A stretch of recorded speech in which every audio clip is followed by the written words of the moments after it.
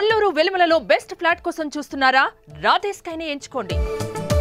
So ఇప్పుడు పెద్ద పెద్ద ప్రాజెక్టులకి కేర్ ఆఫ్ అడ్రస్ అంటే మనం గీతా ఆర్ట్స్ అని అక్కడ చూపిస్తాం, లెఫ్ట్ లో ఉంది విజయ ఆఫీస్, వెళ్ళండి లోపలికి అంటాం.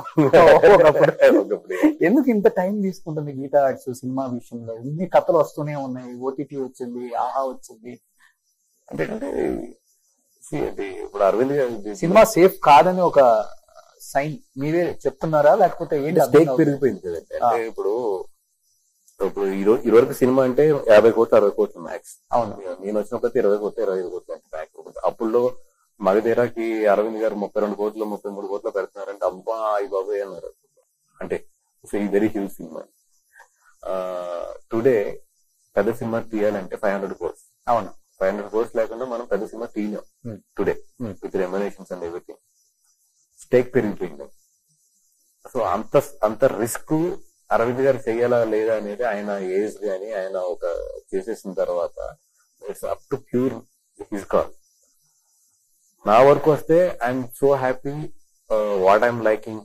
నాకు ఇష్టం ఉన్న సబ్జెక్ట్ లో నాకు చేయించే వరకు నేను ఒక కూల్ లైఫ్ మీద వస్తే నేను ఏదో పరిగెట్టి ఏదో కొట్టేయాలనేది అంత ఆపర్చునిటీ వస్తే I will use that opportunity గానీ ఆపర్చునిటీ గురించి పరిగెట్టేస్తే మంచిది కాదు. సో ఎప్పుడు కూడా పరిగెట్టలేదు. నాకు ఏంటంటే నా డెస్టినీ నన్ను తీసుకెళ్తూనే ఉంది. దాంతో నాకు దొరికింది నేను బాగా యూజ్ చేసుకున్నాను తప్పితే నేను అక్కడికి వెళ్ళాలని టార్గెట్ పెట్టి పరిగెట్టింది అయితే ఎప్పుడు లేదు. సో బట్ బనివాస్ బ్రాండ్ కి పెద్ద పెద్ద హీరోలతోనే సినిమాలు తీయచ్చు.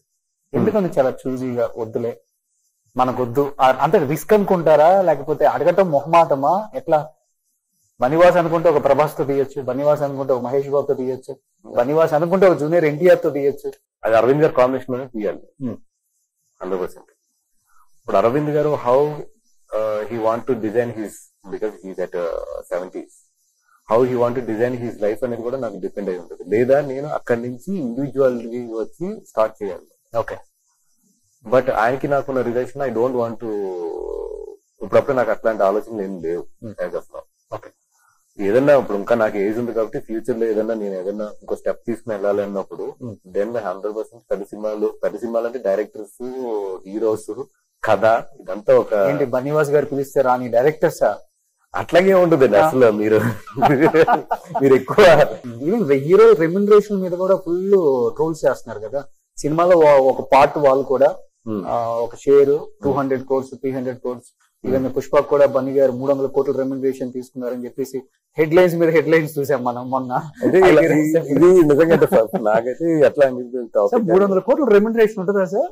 ఊరుకోండి సార్, ఇవన్నీ కాదు సార్. ఇప్పుడు 100 కోట్లు తీసుకున్నారు అనుకోండి, okay, they have to pay the spike tax of 40%. Yes, ఎందుకంటే దే ఆర్ ఇండివిజువల్ ప్రొఫెషనల్స్. వాళ్ళ కంపెనీ కాదు 25% ట్యాక్స్ కడతారు. They have to pay the 35% plus SC అని కలిపితే నియర్లీ కమ్స్ టు 39% ఎంతో వస్తుంది వాళ్ళకి. మీరు హై బ్రాకెట్ లో ఉంటారు కదా. సో 40% స్ట్రైట్ అవే ట్యాక్స్ పోతుంది వాళ్ళకి. వాళ్ళకి వచ్చి ఇంటికి 100 రూపాయలకి వాళ్ళు ఇంటికి తీసుకెళ్లేదు 60 రూపాయలకి వెళ్ళలేదు. ఇప్పుడు బన్నీ గారు ఉన్నారు ఎన్ని సంవత్సరాలు? 4 సంవత్సరాలు. అవును, అందరూ పుష్పకి ఇంత రెమ్యునరేషన్ అని చూస్తున్నారు కానీ పుష్ప అనేది 5 సంవత్సరాల ప్రాజెక్ట్ అది.